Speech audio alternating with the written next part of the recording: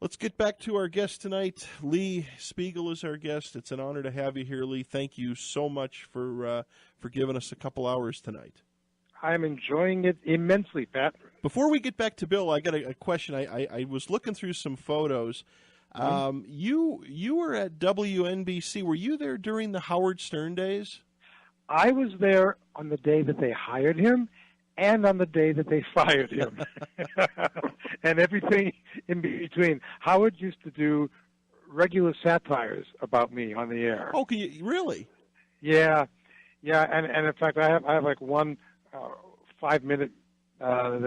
Maybe I'll send it to you privately, where he actually went on the air one day. One of his colleagues, Robin Quivers, who he does the show with. Yes. They were talking, and this was back in 1992, so he had already been away from NBC Radio for about 6 years at that point, and they were talking about the fact that over the weekend, Robin had thrown a Valentine's Day party for her single friends, and Howard wanted to know who was at the party that he might know, and she finally said, "Oh, I know someone who was there that you would know, Lee Spiegel." and that just set him up. Oh, Lee Spiegel, he's like a good catch when he's not from Mars. Gotcha. And then he explained to his audience that Lee Spiegel was this guy at NBC Radio who did this talk show called The Edge of Reality, and I don't know where he got this talk show from, but he has people on every week that say that they're from Jupiter. He has someone coming on this week who's going to be spending 3 hours with who says he's from Jupiter, and then what he would do, the brilliance I think of Howard Stern, he would then suddenly become me on the air, and he would pretend to be me doing my show, and then he would pretend to be some of my callers calling me to ask me questions during the show. And he had like one guy call up and say, "So, hey, Lee, do you know anybody who actually listens to your show?" And he went on and on and on like this. And, and he said, well, next week we're going to have a man on the show who claims that Lincoln was assassinated and then beamed aboard a UFO.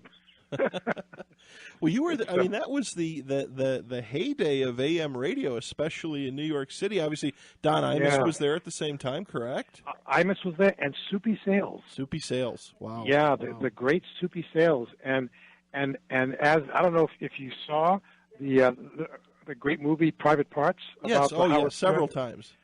There's a great scene in that movie where Howard is called into our program director's office, and he's told how to say WNBC to really emphasize the difference between NBC and ABC in New York. And one by one, we were all called into Kevin's office, the famous pig virus. Right. Yeah. Yeah. And I was in there, all just me and Kevin, and he said, "Now, Lee, you're doing the show about the unexplained, but here's how I want you to say the call letters. Repeat after me." Was he really the type of character that Stern portrayed him in the movie? Was he really a jerk?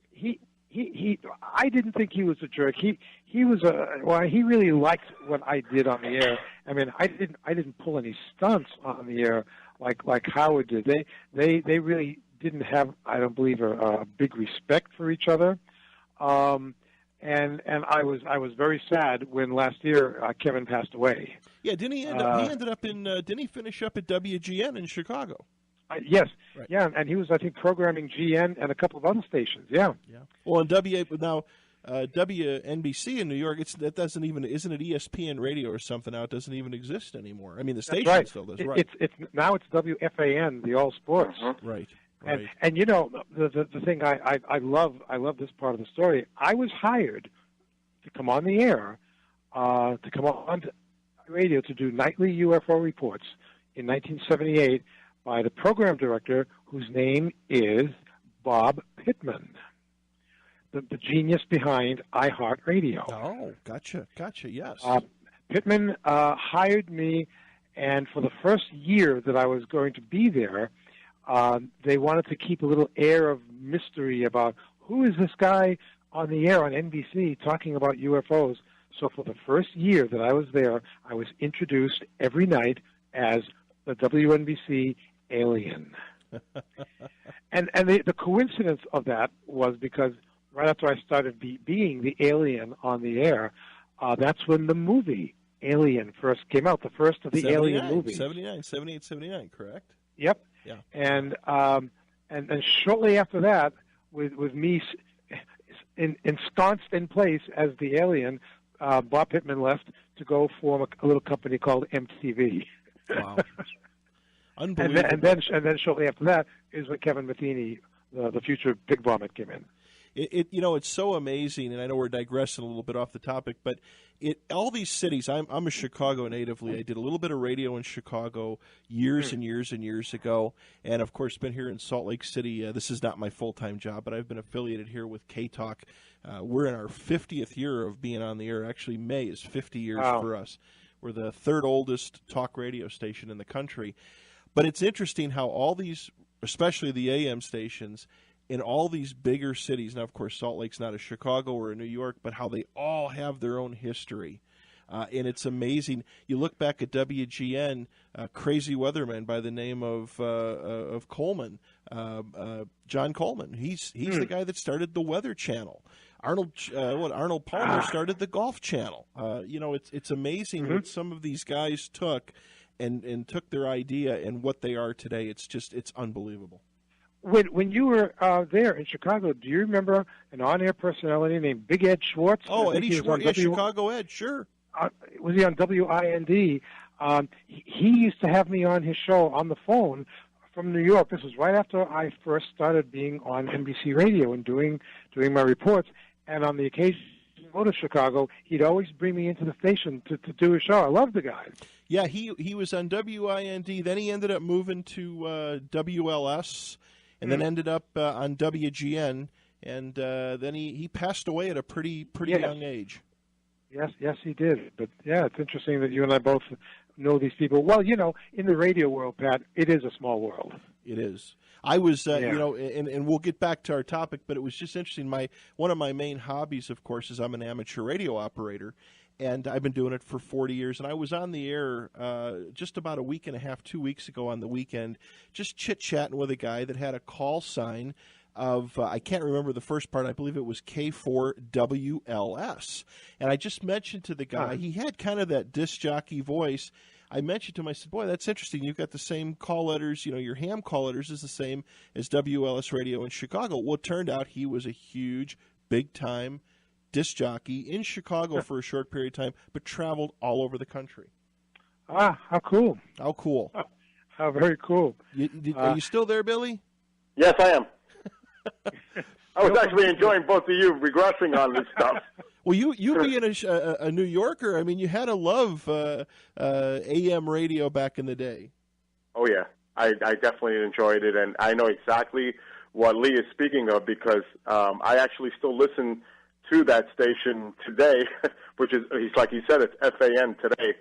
But it's just like a really cool memory to think about those days because that was actually really fringy, and what is it, the radio, what is that, FAA, or what is the FCC was so much on Howard at that time. I mean, he was getting threatened to be thrown off the air constantly. Well, and he finally was taken off the air. Yes.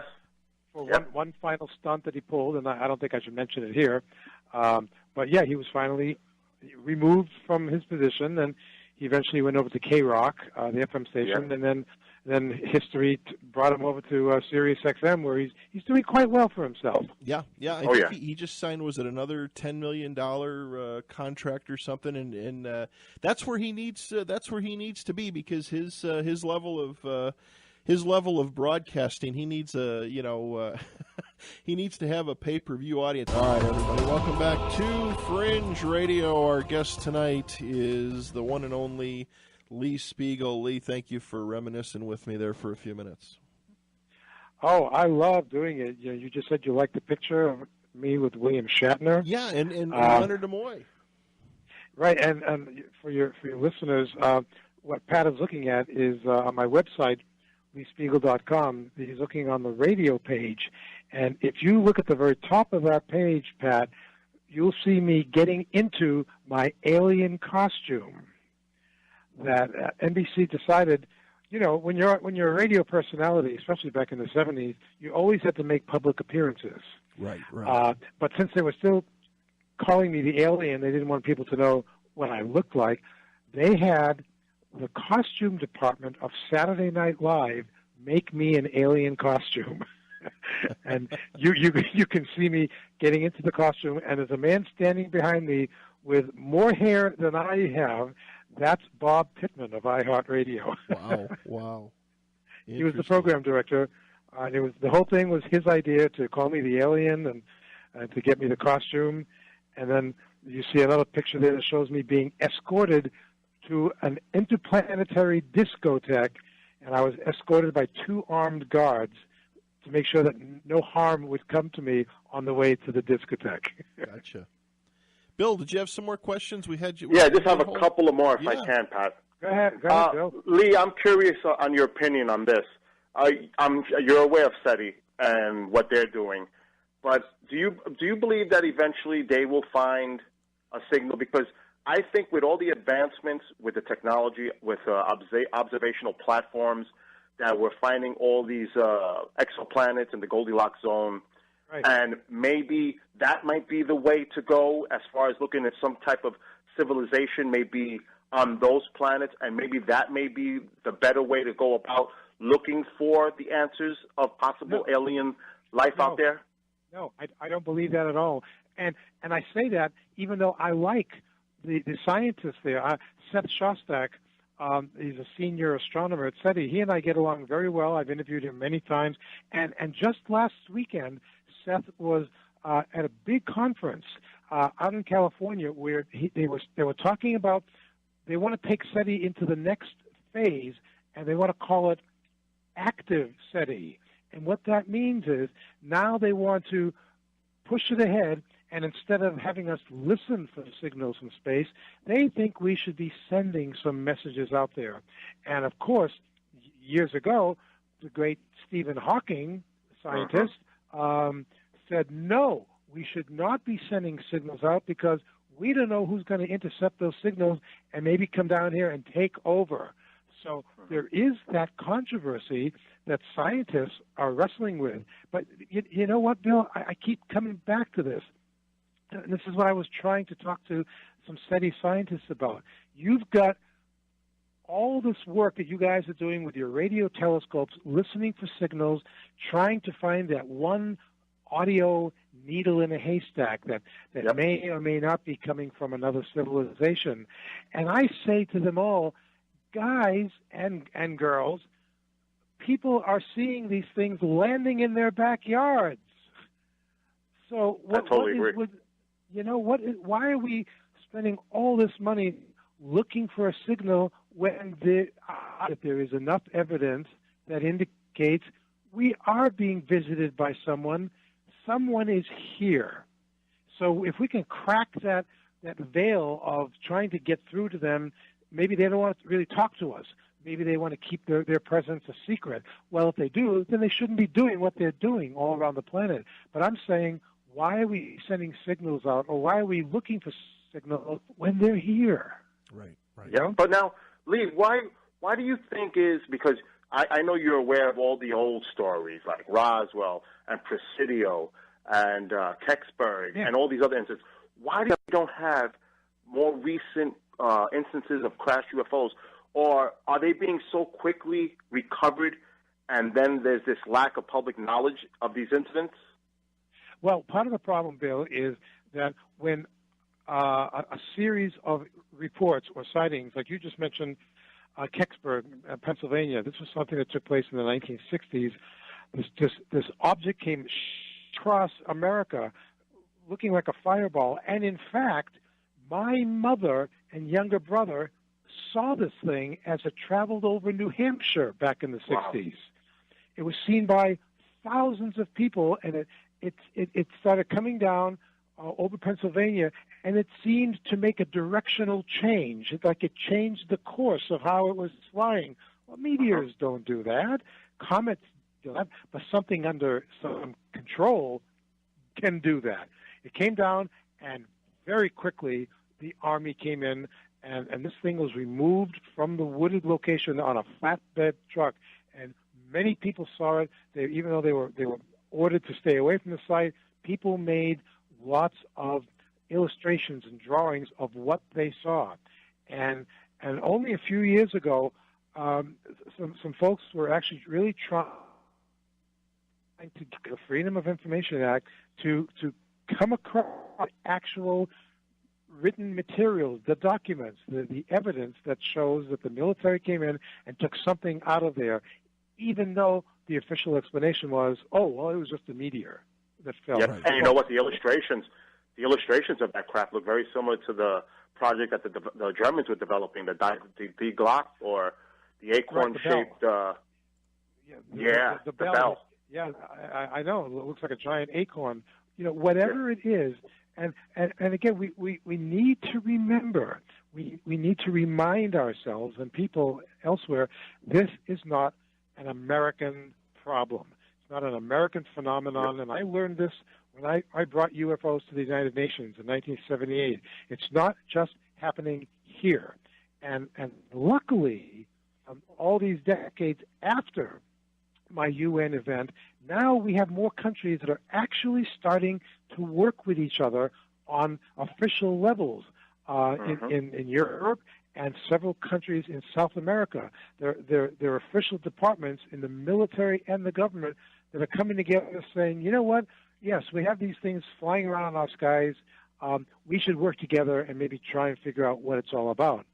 And that's a good step. It's a good step, but I don't think it's going to make it all the way to the United Nations because I think that it would have hit the United Nations by now if all the countries really wanted this to come out. I think it's a bigger issue than just saying to the people, hey, we're being watched, and we don't know what they are. Well, don't even now you think know. you think the permanent members and the 5+1 could actually crush or squash any of this from actually coming to light? When I was at the United Nations, we were trying to get an actual resolution passed that would create an international committee. When I say committee, maybe 3 or 4 people with an office at the United Nations, and their responsibility would be to gather information from all the member nations, reports, audio recordings, images, videos, because the translation problem alone was a huge obstacle. To try and get all this stuff sent to one committee, work it out, and then send it out again and share it with all the other countries in the world. And on the day of my presentation in November of '78, the resolution was brought forward. I had an amazing panel of military and scientific people there to talk about this. In the end, the United States and the then Soviet Union vetoed it, and no other countries wanted to come up against these two countries, and so people passed over it. The resolution, however, is still there. Anybody could pick it up and bring it to the UN again if they so desired. But I don't happen to think that the bigger powers that be want this information to come out. Absolutely not. I totally agree with you on that. Now, before I ask you my last question, Lee, I'd like to know, is there any way people like myself, like a Skywatcher, or people who have credible, what we believe to be credible video evidence, where it can be submitted to you? Well, the thing about submitting it to me is I get a lot of things like that, like videos sent to me and pictures, and it's actually easier if you were to submit it directly to MUFON, the Mutual UFO Network. Oh, I did once before. Well, I would say try it again because they have some really good investigators, and they're really trying to do this work and to take down as much really useful information in order to try some kind of solid information about the sightings. I'm putting a story together right now about a really very amazing-looking purple-colored UFO that was seen a couple of weeks ago over Lima, Peru. And there's some really good video about it. and they zoom in on it, and the thing really is purple-colored, and there's so far no official explanation, but the people who are is the Peru chapter of the Mutual UFO Network, and they're doing a really good job trying to get as much information as they can. So I think that if you went to their website and filled out one of their reports again. Yes, I've done it before in the past. Okay, I would say do it again with maybe a note saying, please, I want to know about this. This is a credible sighting. I've got a credible video. Please take a look at this. And yeah, Mark D'Antonio actually looked at one of my previous posts on there. Mark D'Antonio. I don't know if you're familiar with Mark D'Antonio. Mark D'Antonio and I are very good friends. Whenever I have a really good UFO video that I'm writing a story about, I always call him and my other friend Ben Hansen, former FBI agent, and I always have them give me their quick analysis of these videos, and they're always involved with my stories. And so if you send this again to Mark, send me a note too, and and let me know what you're doing, and I'll respond to you. How's that, Bill? Very, very good. Now, my last question. Okay. This is the one you probably get asked quite a bit. Do you think the government has crashed alien craft, ET bodies, and do you think that all these top secret craft are tied to back engineering? Okay. Interesting double question. Yes, I think that there have been crashes. My old friend, the late Gordon Cooper, the astronaut, told me that there wasn't just one crash, that there have been several crashes, and not just in America. Yes, I believe that some of these ships have come down, and isn't it amazing how a technology that could be 1,000 years ahead of us, and they still crash? You're like, what's with that? But okay, yes, I think that we have recovered crashed wreckage of something. In some cases, I think that there were bodies. That much I understand. Here's what I don't go for. I don't go along with the idea that we have back-engineered some of this technology. And I'll tell you why. Because people love to talk about this. Well, you got a crashed UFO. Let's send our scientists inside the thing, pour all over it, and figure out how it works, and then we can duplicate it. And I think, no. Let's keep it simpler, folks. If you take a computer, let's say a little computer hard drive, which is simple to us, give the hard drive, let's say, to a pygmy tribe in Africa, and say to them, duplicate this. Are you kidding? What's their response going to? What's their response going to be? First of all, sir, what is this? And do I need special to do this? I don't know what this is. And that's what I'm saying. We can't possibly know how to back engineer something that could be light years ahead of us. We're so anthropomorphic like that. We think we can do everything, but we can't. So I don't think anybody's back engineering anything from UFOs. I mean, because if someone is, who is this genius that knows how to do this? How could we possibly know how an alien civilization is putting their crafts together? I don't think. Well, you know what it is too, Lee. A lot of people tie into, because I've seen a triangle type craft in '95 in New York City, by the way, and they always tie it in. Oh, you've seen some black op top secret craft that they've been testing. Now, I'm not saying it's back engineering, but this is probably what you've seen back there, a Delta Wing, maybe a B-1 stealth bomber back in development stage.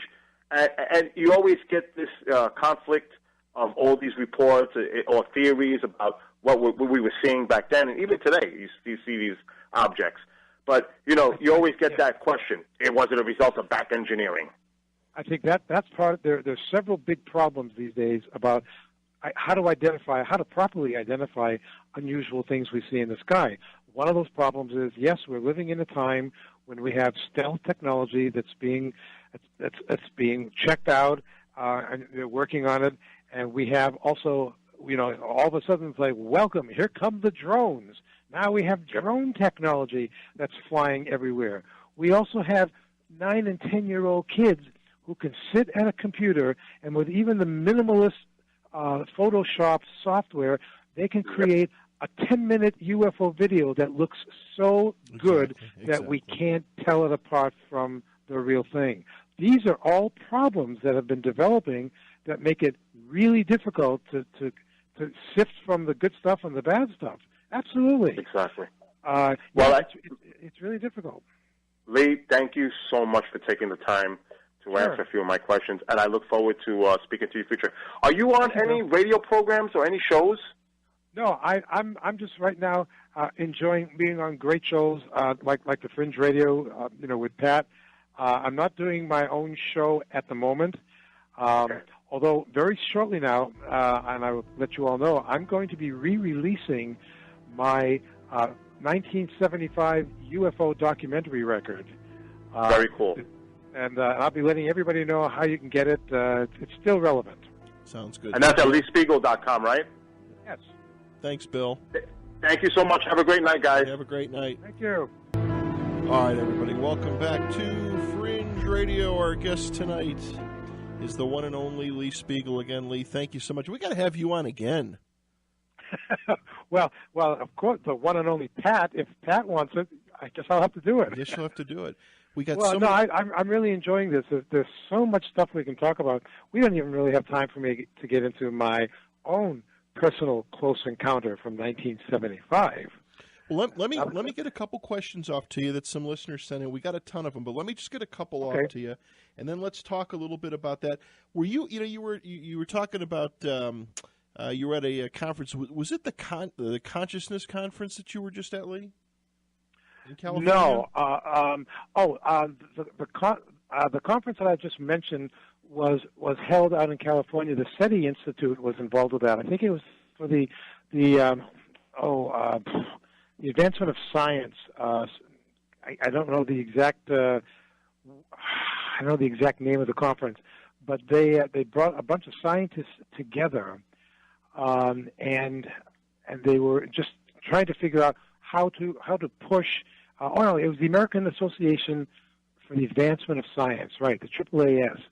And they had this meeting last weekend on the West Coast, and among the things that they talked about was this new active SETI that they wanted to start, I guess, trying to raise more money for it, because it would cost more money to start creating signals. And, the controversy about that, Pat, is that let's say you put a signal together with a minimum amount of words. How do you minimally scientifically say hello to the cosmos and send it out there?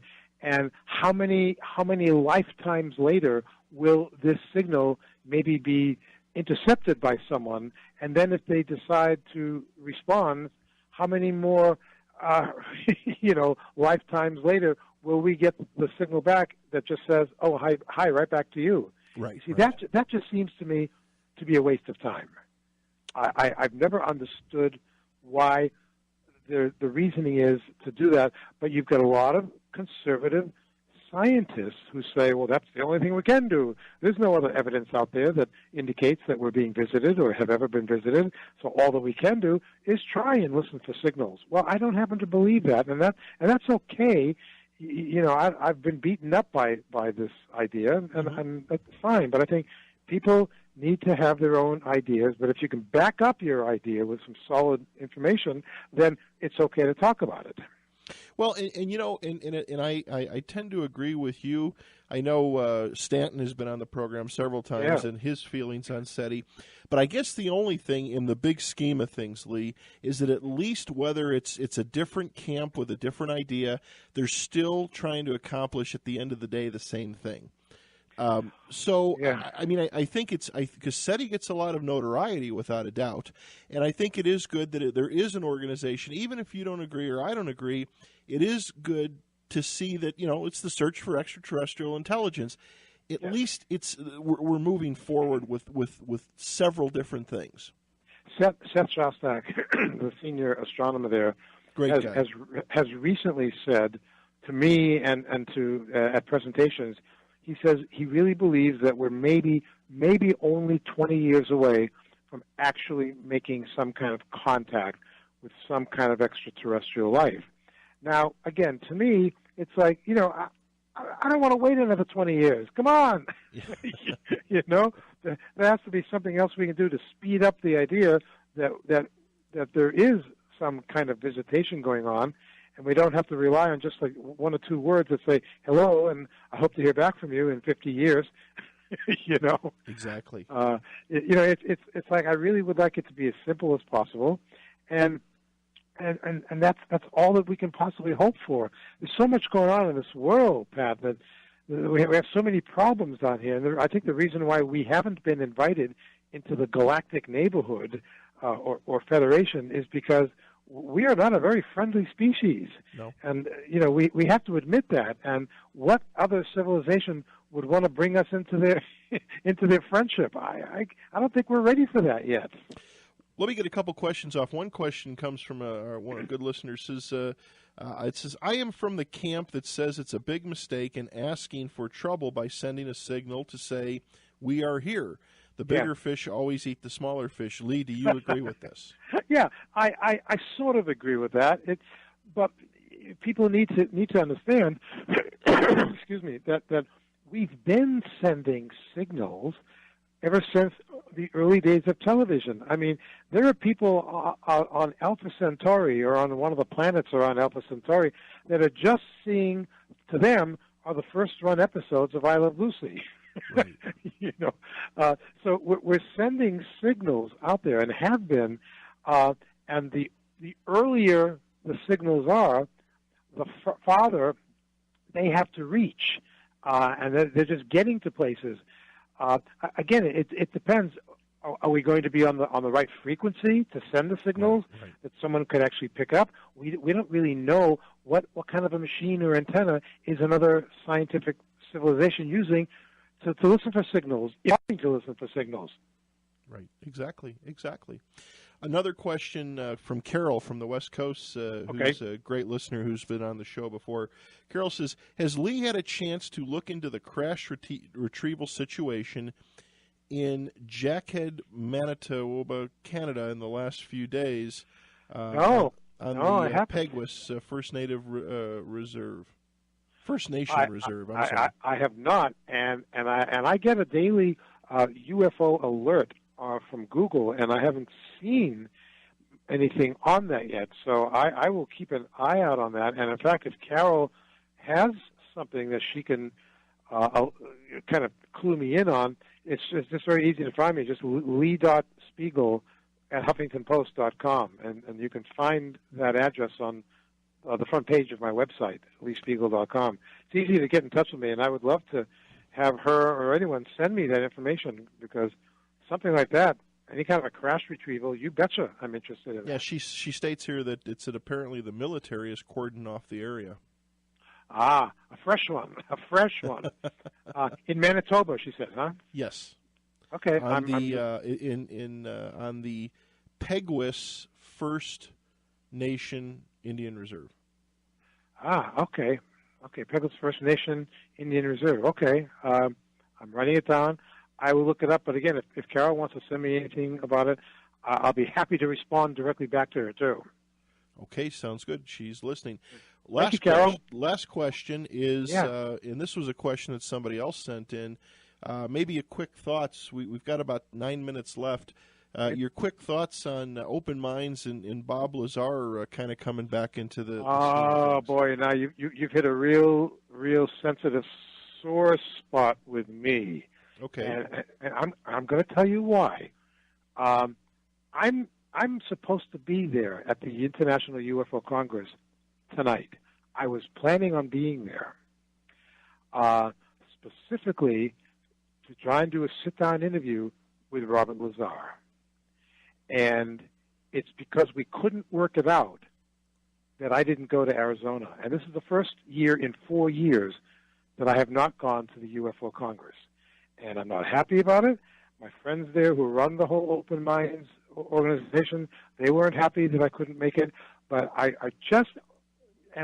was one of Lazar's biggest supporters for a long time. I actually believed a great deal about his story, and his story being that for quite a while He was a scientist who was employed by the government, and he was brought to Area 51 many times to work on alleged recovered flying saucers to try and figure out how they operated.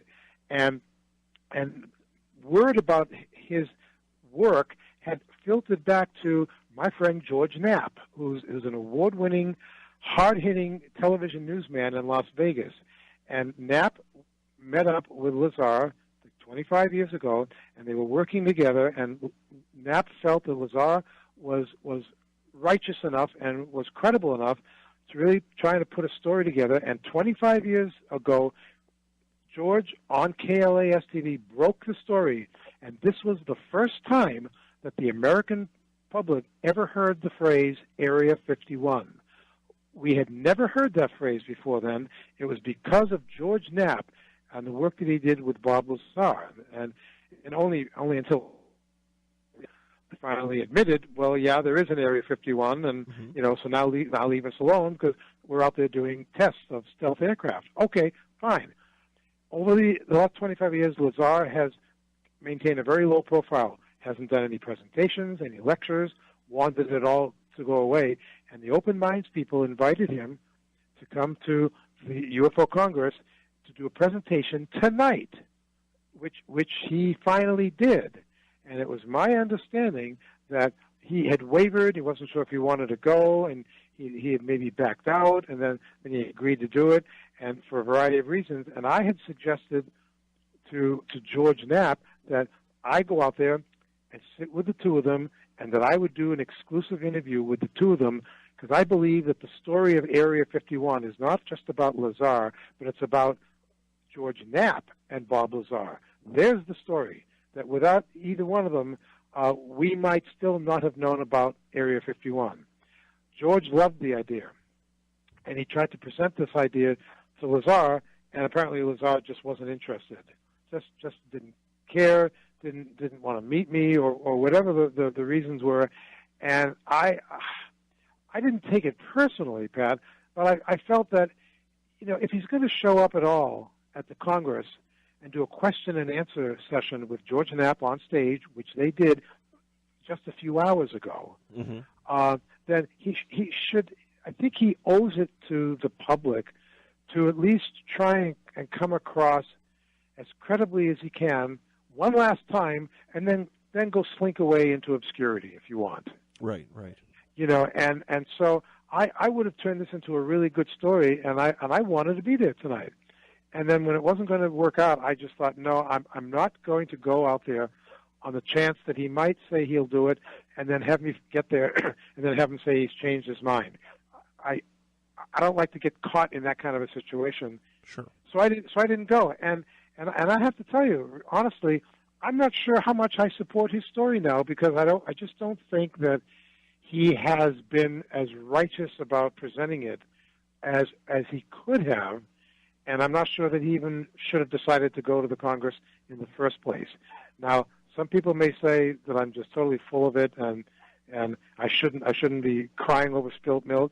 It's just the way I feel about it. And I've been at this game for a long time now, and I wanted to do a really good story, and it would have shined a nice spotlight on both George and Bob Lazar. Right.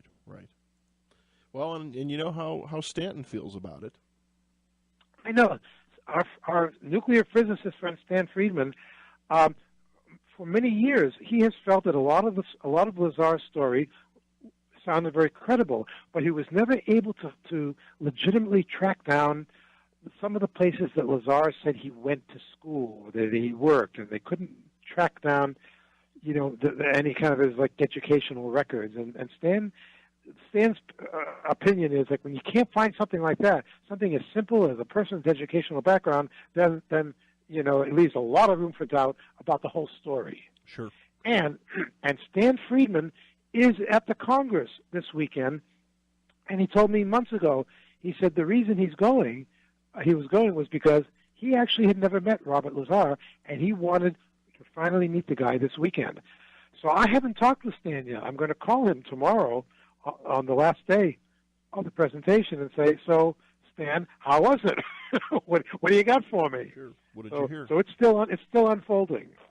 Anyway, Lee, I want to thank you so much for giving us 2 hours here tonight. It was an honor to have you on, and I would love to have you back on again, and spend some more time. And just you've seen so much, in from a what I think you really bring to the table. Well, I don't think, I know what you bring to the table is your reputation in the media, and not.